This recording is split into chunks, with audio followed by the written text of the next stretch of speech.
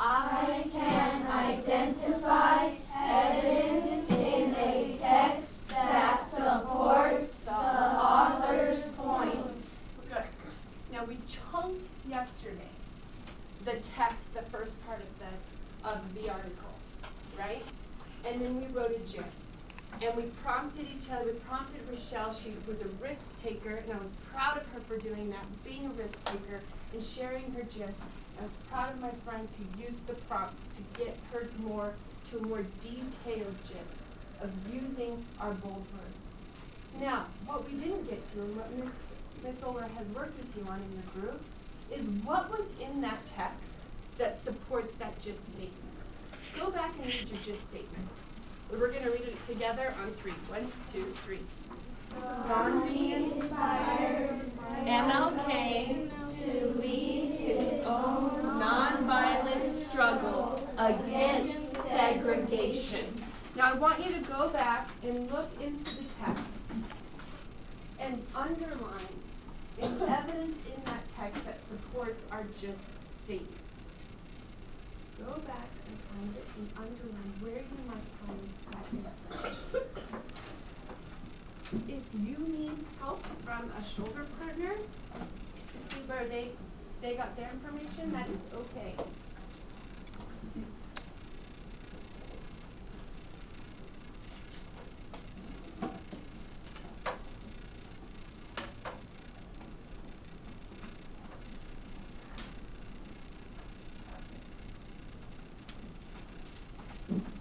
I remember 2 friends said that we went back to paragraph 2 to find segregation and went to paragraph 3. So remember we numbered our paragraphs. Remember those paragraphs that we went back to. Okay. We have a risk taker? Ms. Murray. Yours is number 3? Okay. Jordan, what evidence did you underline? I underlined from paragraph 2 down to 1. Okay. Can you read that sentence? Mahatma Gandhi that was organized into nonviolent struggle against segregation. Did you guys see where he had underlined it?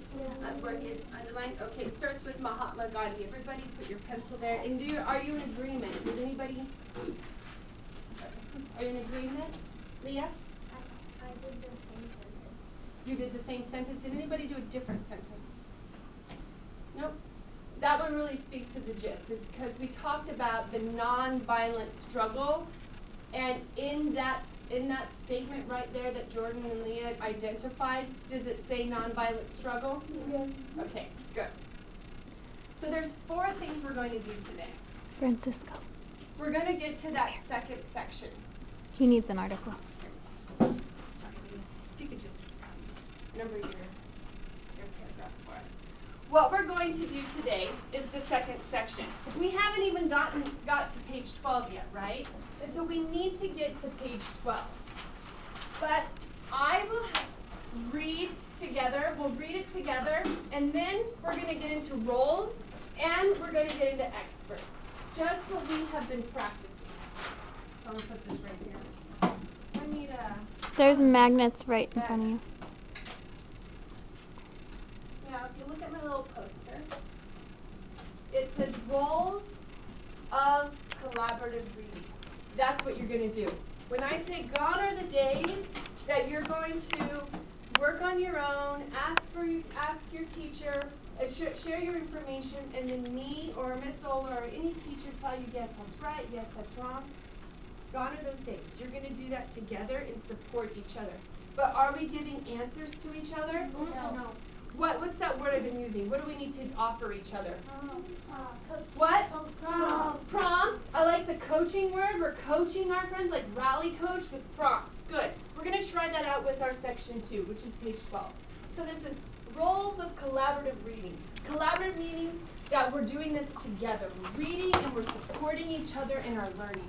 So role number 1 is our leader, who is our reader. Okay.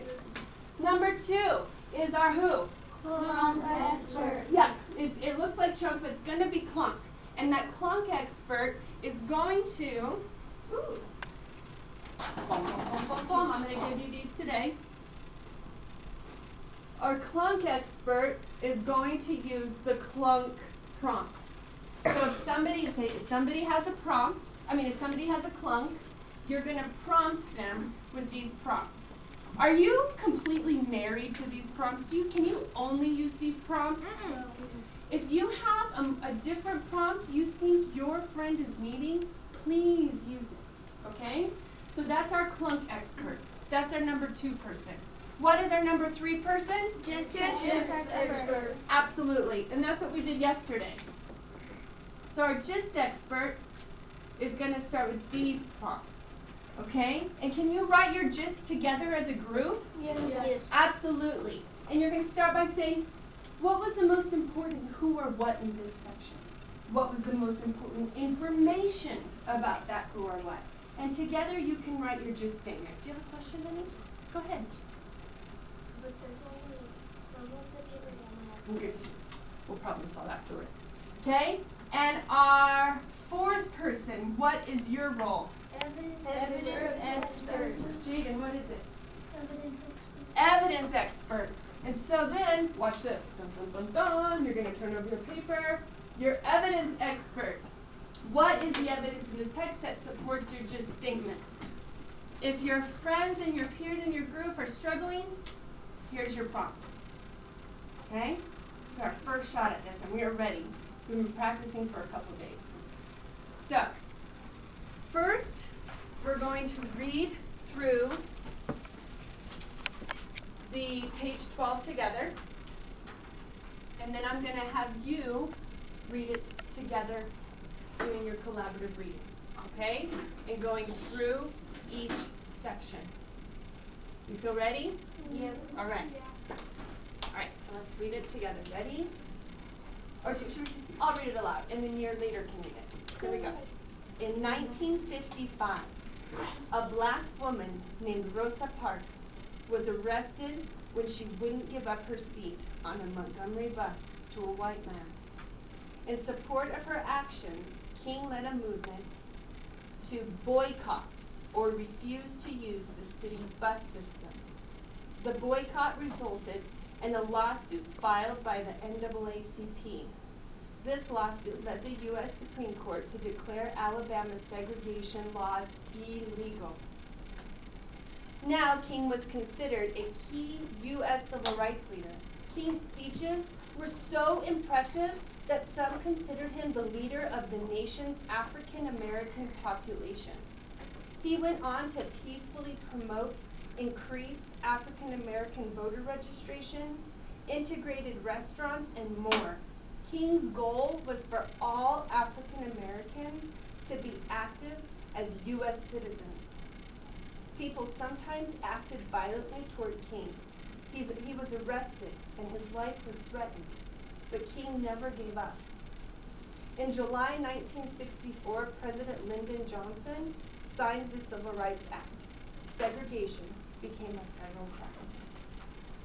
Now, your leader-reader is going to reread it again. And you are going to look for what?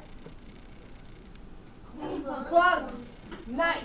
Okay. So after your leader-reader reads it, then your clunk expert will help you look for clunks. Okay? So, you may begin. While you're doing that, I'll pass these around. Go ahead, leader-reader.